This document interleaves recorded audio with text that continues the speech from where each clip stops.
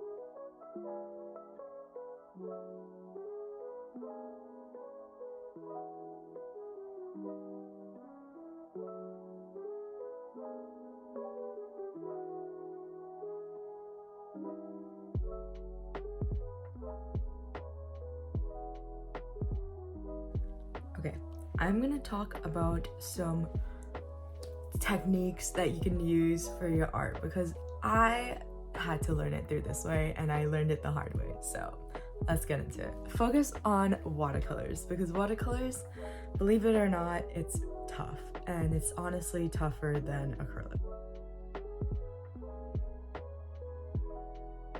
You're gonna soak all that paper up in that water, but don't do it too much. It should just be like you're spraying with a spray bottle like water, and to the point that like you can see it's wet, but not to the point that it's like drenched. Once you're done with that, you're gonna start taping the edges.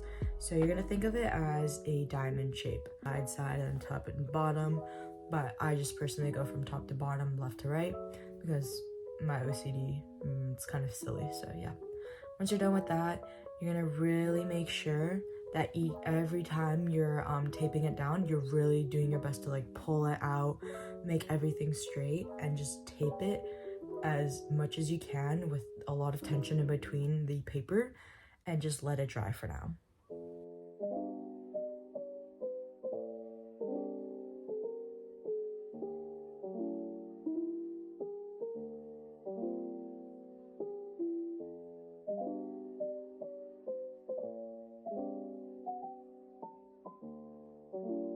Next, I want to talk about underpainting. Underpainting is for acrylic. It's really important that you like try underpainting because a lot of artists feel very intimidated by the canvas, or like very intimidated to start a painting and to draw big and paint big when you're just faced with a white blank canvas. The color that you want to choose to kind of like contrast the color that you want to really get out of there, and to kind of set the tone or like the feel and mood of the painting, because if you start with white and then start putting on like skin tones and you want to go like from dark to red, or like, or sorry, dark to cool, you're gonna see that color theory exists, and when you put colors onto a canvas, they can very much change. So to help yourself and to kind of like get yourself out there, you're gonna start with a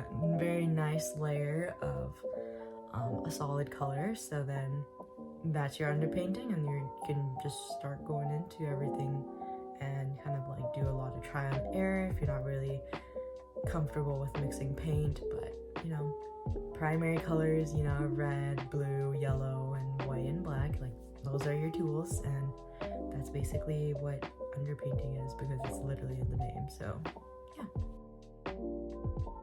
I guess some of my last reflections of my portfolio, because It took me basically the whole year, and I finished it when I was in treatment. So it was really hard for me to really gather a lot of footage. So I think that I definitely did like push myself to the very end, because I've been planning my AP or like this whole portfolio since 11th grade, or like even like the end of like 10th grade, because I was really setting my eyes on building up a portfolio for like Emily Carr, and surprise surprise, I got a late offer, so now I am going into my first year of university for an art school, and it's crazy. I personally think I could have like sped up a lot of my painting process by planning it out better, because I personally just blindly went into a lot of projects because I was just so lost and so burnt out and tired, and like everything about like this whole grind to create this entire portfolio was really time consuming and very like mentally and physically like demanding and like draining to me. So I could have saved a lot of time and my sanity if I really like had a proper color palette on a website, so then have a clear picture, or really like plan out where the shadows are and have a clearer sketch, because I found that I struggled with my very messy like quick sketches. See some of the lines still under my paintings, so yeah. I guess from the future, I will be a lot smarter with my paintings because I have more experience compared to the previous years when I first started painting. I should have planned it better, executed it better, and of course, you know, have all of my sketches done. I had to make a lot of last minute changes so then my portfolio could be completed on time before the submission date. They took up too much space, too much time, and the materials were just not working, and it's not good to work with. So that's why it really took me a long time to build this whole project and complete and submit it, because how much time there was less time, where I was in my mental health and like my physical health. So I really had to like take a step back and really pause everything before I could continue with my studies and just continue with everything I was doing with life. So